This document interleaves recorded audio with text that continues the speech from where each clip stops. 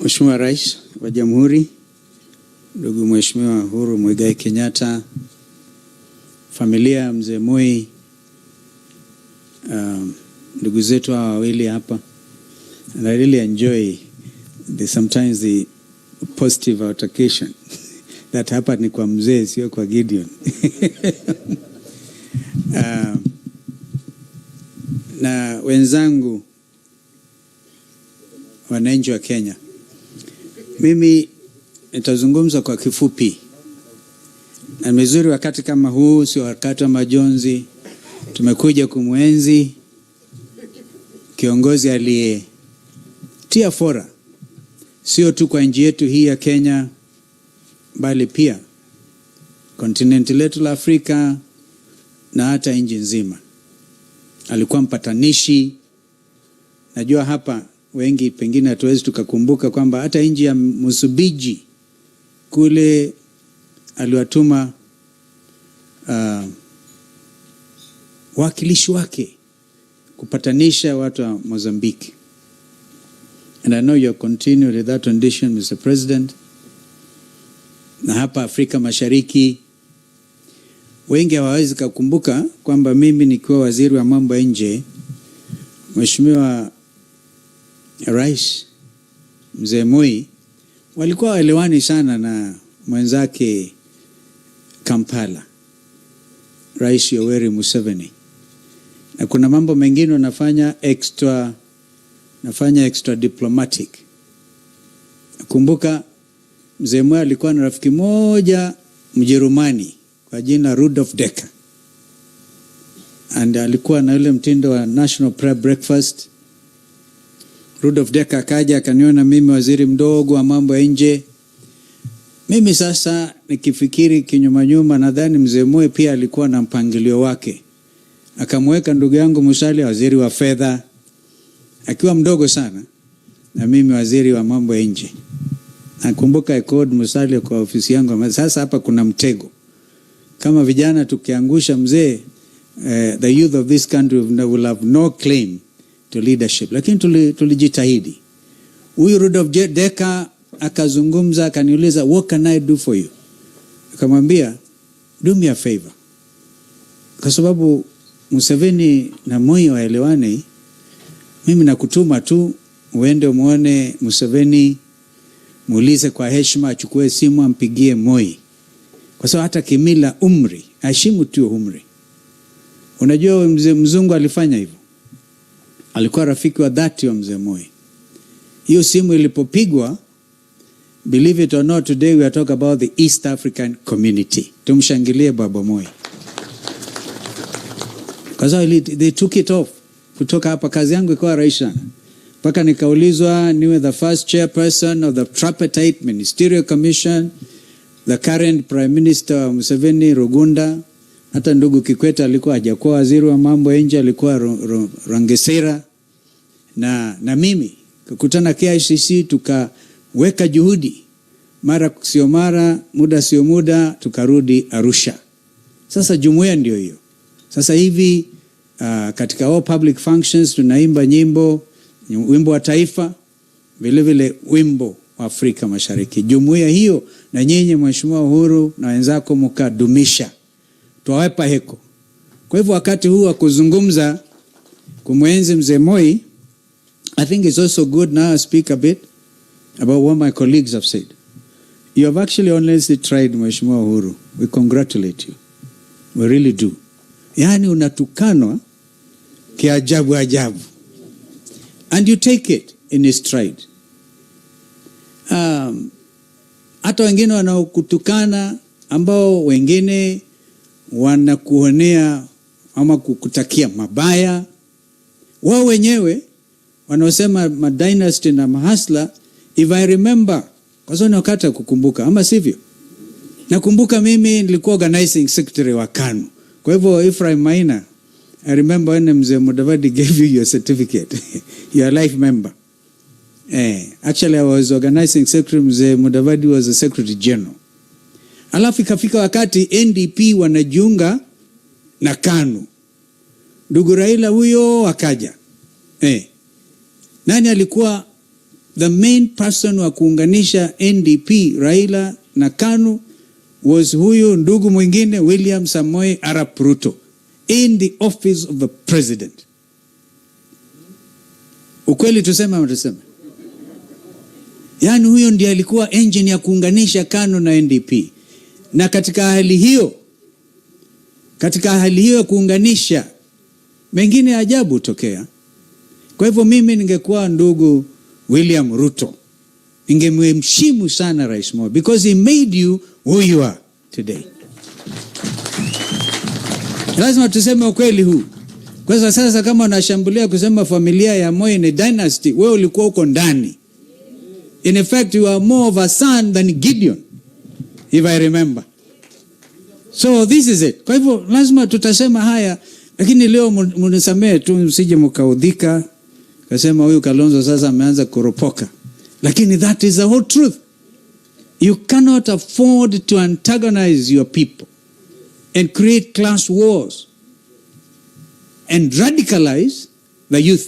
Yani una radicalize wengine kiasi kwamba kijana kama Osoro anatoka kwa matanga, mheshimiwa amechaguliwa na kura, anamshambulia mwenzake akiwa kwa jukwaa, na hapa kuna jeneza. Muundo upi huyo wa kisiasa? Yani you radicalize even a member of parliament, because between huyo Osoro alikuwa radicalized, anamshambulia Harati, naye Harati ni uppercut. Maajabu haya. Kwa hivyo tuache mambo ya kuradicalize each other. Tukumbuke sisi kwanza ni Waafrika, ama sivyo? Mambo ya ajabu haya. Akaja hiyo kijana wetu, na hapa Mheshimiwa Rais naomba unisikilize. Kijana wetu anaitwa Michael Mbuvi Sonko. Kijana kutoka huko mahali mimi nimezaliwa. Na kuomba niachie kijana, amekutusi sana. Kwa niaba ya wale ambao wana majina ambao wanaona ni kijana yetu, tuomba msamaha. Akimaliza these episodes kama ile ya Kamket. Hizo episodes ikiisha, we will yet mentor him for you. We will mentor him. But you have shown great heart. Kwa hivyo usiyashikilia haya maneno, because we have to build this nation. Sometimes it will be tough, but our vijana will still mentor them. We will yet mentor them. So Mheshimiwa Uhuru, I want to thank you. Na mimi niulize wenzangu 2 things alafu nimalize in English. You remember I was a foreign minister under Mzee Moi. And then Mzee Moi was very kind. In fact, I don't know whether you do that, President Uhuru. Yani unachukua simu unampigia ndugu na mwambia, I'm going to appoint you a minister. That was a tradition in the Westminster model. I remember we came back from a foreign trip in Cyprus. I was Minister for Education. Mzee Moi ameona nimesumbuliwa na walimu, nilikuwa foreign minister, nikaenda education. Akaniambia, between Cyprus and Nairobi, Stephen, I give you a choice.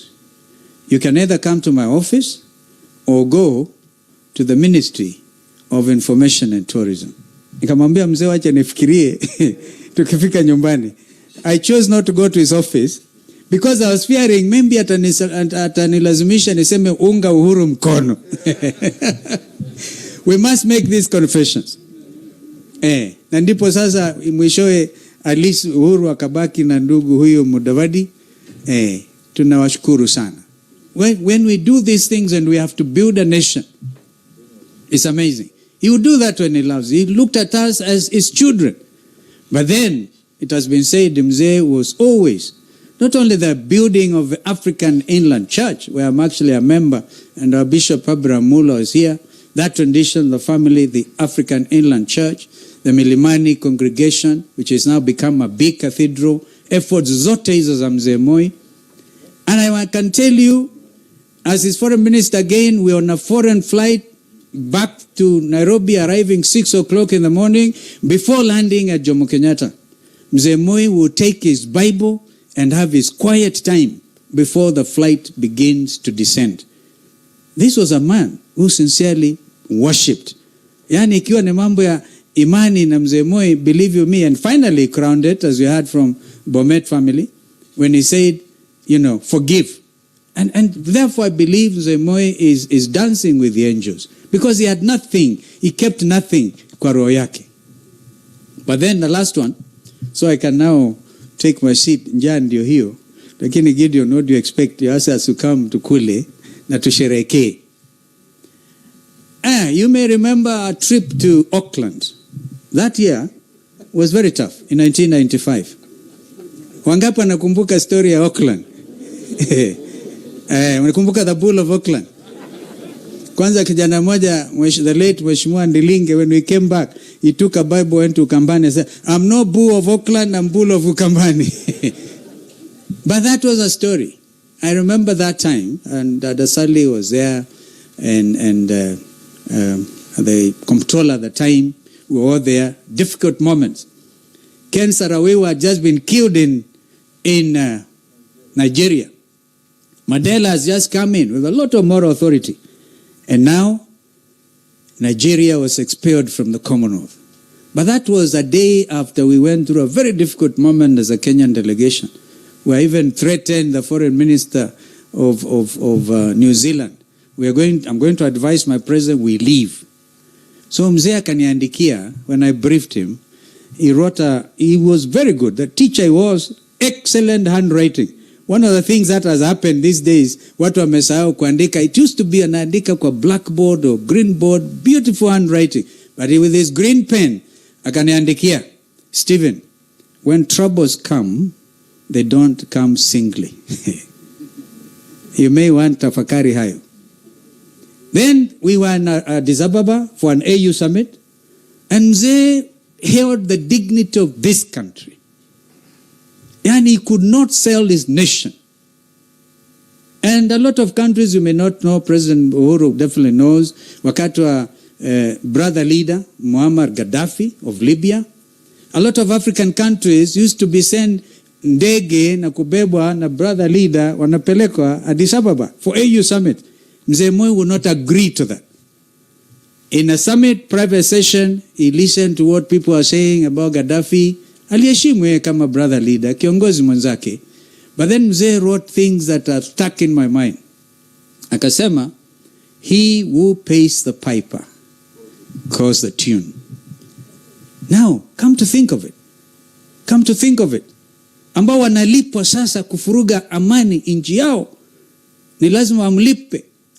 Because he's calling the tune. He has paid the piper. And this is a matter that is serious, Mheshimiwa Rais. We are not going to do here because you kill by the sword, you die by the sword. It's biblical, as our brother there mentioned. And Mzee Moi would never shed innocent blood. And all those who even try to say kumwahusisha na hiki na kile, it never was true. Never true. Because I, as his foreign minister, would confide in me sometimes very deeply. Na nikaona hii sio mambo ya foreign minister, ni mtoto. That's why I feel now, in conclusion, I consider myself a member of this family. And I want to remind Brother Gideon, when I last came and had lunch, mebaba mbuzi wawili, kamletea mzee. Mzee alikuwa ameningojea kwa sababu kufika kwa mazishi ya baba mzazi, and Wambu ambaye umemzika this last weekend in Boni, mzee's manager wa flower farm, akanileta. In fact, I was treated so well that day. I never seen mzee ordering nipatiwe maua. Which is what happened. And then we had lunch. When time is ripe, I'll remind you and our brother Uhuru, because he was not there, what mzee told us. Na hayo ndio mimi nasema hapa nitangaze, tutafanya kazi na huyu ndugu Gideon Moi. Because hayo yalikuwa mapenzi ya Baba Moi. May God rest his soul in eternal peace. Amen.